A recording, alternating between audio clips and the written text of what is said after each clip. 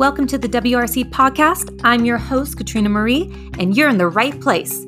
Here at the Well-Rounded Counselor podcast, what you can expect is to learn, shift your thinking, and gain personal and professional growth. And if you have not yet done so, hit that subscribe button so you never miss another podcast episode. The conversation starts now.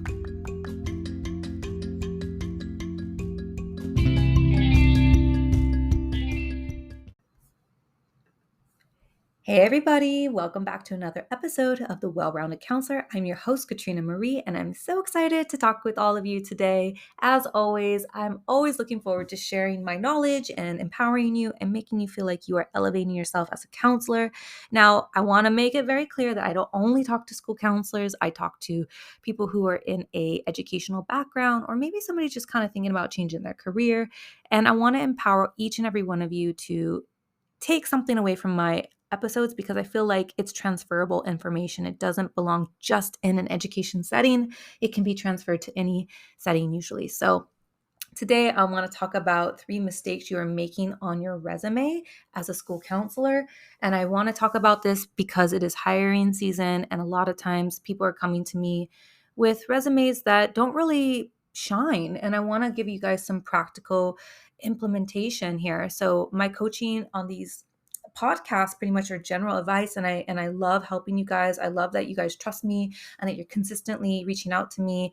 But the reality is I'm not able to help everybody. So I've created a paid platform where you guys can get some one-to-one mentoring and coaching with me. And I know that the people that work with me, they are getting results. They are seeing how they can improve, and they're taking my advice very seriously, and they're taking the practical steps to implement it. Now, it really is me just giving you guidance. On these podcast episodes, I'm literally just giving general advice. But if I don't know your specific situation, if I don't see it, if I can't get into it with you, I can't give you specific examples, right? So when we do coaching, when we do one-on-one calls, I can get more specific and give you tangible steps to take. So right now I am offering, if you aren't aware, I am offering a 55% discount on my one-to-one call. So normally 30 minutes is $120 and a 1-hour call is $225 USD. And right now I'm offering a call for 45 minutes for $89. This is only for new clients. So if you're new and you want to work with me, you have 45 minutes and I welcome to my world. If you aren't familiar with me, I'll leave all my details below in the show notes so you can get in touch and see what I'm doing, what I'm about. And let's just jump into today's episode, shall we? So I want to talk about 3 common mistakes that counselors or educators are making on their resume. Okay. I do have different episodes about how to give your LinkedIn a glow up and all of these things and how to get a job in the UAE and beyond. You know, I really want you guys to go for it. I really want you guys to create results for yourself. So I want to also highlight things that I'm noticing that people are making mistakes on. All right. I would like to talk about lack of specificity. Oh my God, I can't even say my own script. Lack of specificity. Anyway, this is me. I make mistakes too. So I want you to understand that a lot of times people put general things in their descriptors. Sometimes they list multiple things, like they list 20 things that they've done. Don't do that. Get very clear on 5 to 6 things or less about your job responsibilities, okay? And be clear and specific, okay? Don't just put something like provide counseling services to students. Okay, everybody provides counseling services to students. That could be the principal, that could be the dean of students, that can be an AP coordinator, that could be literally anybody, okay? You need to be specific, okay? You can say, for example, conducted individual counseling sessions for high school students addressing academic, personal, and career concerns. Do you see the difference versus provided counseling services to students? Okay, you need to be specific, all right? Another thing is that school counselors should specify the age group. Okay, so if you're working with high school, I'm working with high school, you need to specify the age group or the targeted audience. So maybe you could say that you work with high school Latino students, you know, or low income students or first generational students. So again, identify key words, right? So it's important for you to highlight who you are working with. So then an employer can say, oh, they have experience working with first generation, low income Latino high school students. Okay. That was my first job, by the way.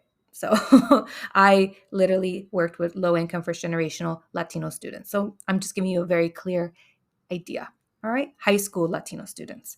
So I need you to be specific about the age group, maybe uh, the niche of students you're working with, and provide specific examples and maybe even initiatives you've led. Okay. So again, you can say that you initiated certain programs and go into the details of those programs. Maybe you led certain initiatives in your department because maybe you're on a team.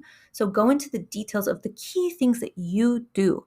I know for me specifically, I'm kind of like the Emirati counselor, even though some of my colleagues have Emiratis in their caseload, but I emphasize that I work with Emirati students, and I want that to be very clear in my resume because most of my students are Arabic and they are from the UAE. So I want that to be very clear to whomever I'm applying to in the future, or to my future clients or whatever. I want them to know that I've worked with this population. So be specific, okay? Don't lack specificity. Ugh, I can't even say that word. The next thing I want to talk about is ignoring results and outcomes. A lot of times you guys don't celebrate your results or the outcomes you've achieved within a school year or your tenure at your school or your workplace. So you need to listen to this mistake. So I'm going to give you an example. So mistake example would be facilitated counseling sessions for students. All right. Okay, what about that? Like, what was the outcome? Okay, anybody can facilitate if you have basic counseling skills. Okay, so a solution example to this, or the example that would increase your outcome, would be led individual and group counseling sessions contributing to a 20% increase in self-esteem scores. Okay, maybe you do surveys or you do uh, feedback, at the end of your session, something like that. And that's how you keep and track your data. I'm just giving an example. These are very small examples because I'm trying to keep it as general as possible. Another thing that you can say is implemented a college readiness program resulting in a 30% rise in college applications. Okay. You can even go even further and say implemented weekly lunch and learn sessions that resulted in a 30% rise in college applications. Okay. So again, it doesn't matter how what you did. It's how did you increase engagement? How did you increase results? These are things that a lot of people don't always celebrate and share. I know in other industries, I do see people talking about how they increase revenue by 50% or 100% or whatever. We're not increasing revenue, but we are increasing people's well being. We're increasing matriculations. I mean, schools are businesses sometimes, depending on where you work. So you do need to have data, and you can use that data to brag about yourself. So brag about yourself, people. All right.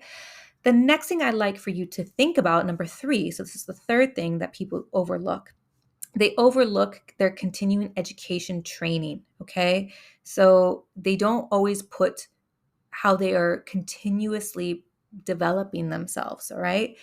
A lot of times we just list our work history, where we went to school, and our references. But I need you to not do that, all right? I need you to talk about what you are still doing, or plan to, not necessarily plan to do, but it's ongoing. That's the word. Something's ongoing. So a mistake would be omitting a section of professional development, just not even putting on your resume. An example, okay, of what you can do is, you can say pursued continuous professional development in school counseling by completing a counselor leadership certificate program from XYZ University. Okay, that's a small example, but there are many, many out there. All right. So again, continuously progressing and advancing yourself is key, because the potential employer, wants to see that you're not stagnant, that you are following trends, that you are plugged in to what's going on, and that you're not just complacent in your job.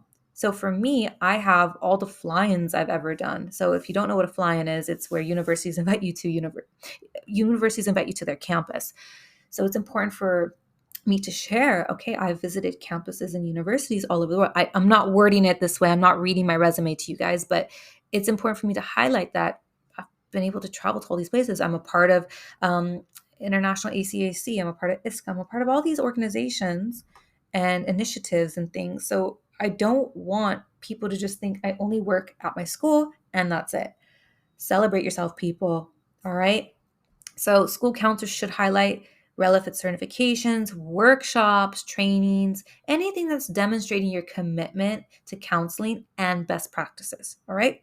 So remember to customize your resume if you're looking for ways to do that to really get a second pair of eyes. I encourage you to pick up my bundle deal because right now, like I said, we have 45 minutes together, and in that time, I can look over your resume and give you serious feedback based off of what I'm talking about today. So if you're interested, I'm going to leave my details below in the show notes, but I hope that this episode has resonated with you. It's inspired you to take some action. If you don't decide to work with me, you will still be able to implement the things I'm talking about. You might just need to take some time to figure it out and do it. And yeah, that's pretty much it. So I hope that this episode helped you, and I'm looking forward to kind of creating more mini episodes for you. And I'll catch you guys all in the next episode. Take care.